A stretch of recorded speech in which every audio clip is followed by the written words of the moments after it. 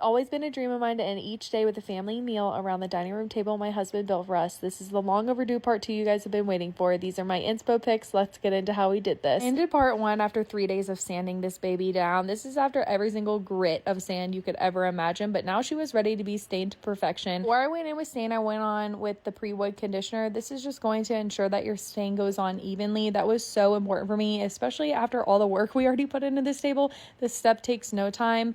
In the meantime, my husband was actually planning the bench, which I was so excited for. My vision was a bench on one side for my toddlers and then chairs surrounding the other side. After you put on the conditioner, you want to give it a good wipe down before you go in with your stain. So that's what I'm doing here. And then I went in with this whitewash first. Yes, the whitewash first. Just trust me, it gives you the most beautiful color when you put the stain on top of the whitewash. Bear has a beautiful whitewash. I used mini wax because that's what our store had, but Bear, I think it's called whitewash pickling.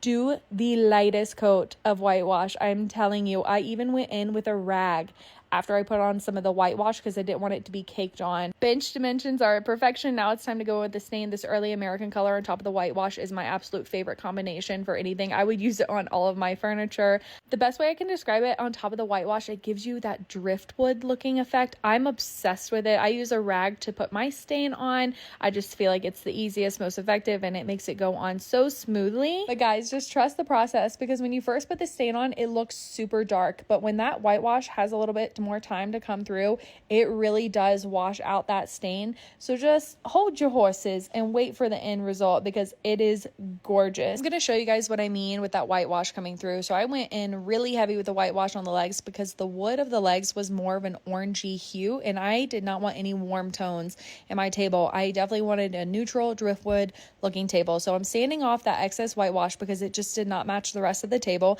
That's the thing about staining. It's like painting. If you mess up, you can always go in and do it again. It's okay. And so this is what it looks like after that. And honestly, I was so happy with the end result. This wood is gorgeous. I loved the color. I was ready to coat and seal. I went in with the polyacrylic. Here's why. Polyurethane has a yellow undertone. It was going to bring out those warm hues that I did not want. Polyacrylic is not as durable as polyurethane, so you have to go in with like 7 coats. That's what I did. Make sure you sand in between each coat. Yes, this takes forever, but it's so worth it because this is the end result. I could not be happier with the results. I just think it's so sweet that he built this table for us, and this is where we end each day as a family. It holds so much more value to me knowing that he built this for us. So there you have it, the long overdue part 2.